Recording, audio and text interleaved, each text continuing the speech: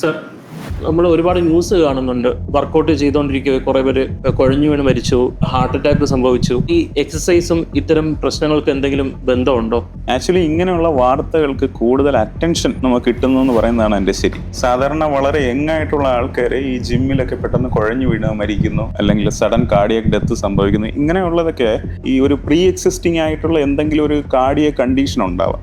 ഒരു എക്സാമ്പിൾ, ഇപ്പോൾ hypertrophic cardiomyopathy എന്ന് പറഞ്ഞിട്ട് ഹാർട്ട് മസിൽസിനെ ബാധിക്കുന്ന ഒരു രോഗാവസ്ഥ, അല്ലെങ്കിൽ അവരുടെ കണ്ടക്ഷൻ അബ്നോർമാലിറ്റീസ് എന്ന് പറയും. ഹാർട്ടിന്റെ താളത്തെ ബാധിക്കുന്ന എന്തെങ്കിലും പ്രശ്നങ്ങൾ, അല്ലെങ്കിൽ കൊറോണറി സർക്കുലേഷനിൽ എന്തെങ്കിലും കൺജനിറ്റൽ ആയിട്ടുള്ള തന്നെ അനോമലീസ്, ജനിച്ചപ്പോഴുള്ള പ്രശ്നങ്ങൾ. പിന്നെ കുറച്ച് പ്രായമായിട്ടുള്ള ആൾക്കാർ, ഒരു 35-40 അതിന് മുകളിലുള്ള ആൾക്കാരാണെങ്കിൽ അവരുടെ കൊറോണറി സർക്കുലേഷൻ, അതായത് അതിനകത്ത് എന്തെങ്കിലും ഒരു ബ്ലോക്ക് ഓൾറെഡി ഉണ്ടായിരിക്കാം. ചിലപ്പോൾ അത് ഈ ഹൈ ഇന്റൻസിറ്റി ആക്ടിവിറ്റി അല്ലെങ്കിൽ ഒരു വർക്കൗട്ട് ചെയ്യുന്ന സമയത്ത് ഈ ഒരു ഡിസീസ് അവിടെ ഒരു പ്രസിപ്പിറ്റേറ്റ് ചെയ്തു എന്ന് മാത്രമേ നമുക്ക് പറയാൻ പറ്റൂ. പ്രോപ്പർ വാമപ്പ് ഇല്ലാത്ത ആൾക്കാർ, ഡീഹൈഡ്രേഷൻ ഉണ്ടാകുന്ന ആൾക്കാർ, അതുമൂലം ഇലക്ട്രോലൈറ്റ് അബ്നോർമാലിറ്റീസ് ഉണ്ടാകും. പ്രീ വർക്കൗട്ട് സപ്ലിമെന്റ് ആയിട്ടൊക്കെ സ്റ്റിമുലന്റ് ഡ്രഗ്സ് ഉപയോഗിക്കുമ്പോൾ, അതുപോലെ തന്നെ ഈ സ്റ്റിറോയിഡ്സ്, അത് ആനബോളിക് സ്റ്റിറോയിഡ്സ് ഉപയോഗിച്ചുകൊണ്ട് വർക്കൗട്ട് ചെയ്യുന്ന ആൾക്കാരിൽ അവരിലൊക്കെ കാർഡിയക് ഹൈപ്പർട്രോഫി അല്ലെങ്കിൽ ഒരു ഫൈബ്രോസിസ് ഇങ്ങനെയുള്ള കണ്ടീഷൻസ് വരാനുള്ള സാധ്യതയുണ്ട്. ഇതെല്ലാം ഈ ഒരു സഡൻ കാർഡിയക് ഡെത്ത് ഉണ്ടാവാനായിട്ടുള്ള ഒരു സാധ്യത വർദ്ധിപ്പിക്കുന്നു. അപ്പോൾ നിങ്ങളിങ്ങനെ കണ്ടിന്യൂസ് ആയിട്ട് എക്സസൈസ് ചെയ്തുകൊണ്ടിരിക്കുന്ന സമയത്ത് നിങ്ങൾക്ക് എന്തെങ്കിലും ഒരു ഡിസ്കംഫർട്ട്, അതായത് ചെസ്റ്റ് പെയിൻ, അല്ലെങ്കിൽ ഒരു പാൽപിറ്റേഷൻ, ഹൃദയമിടിപ്പ്,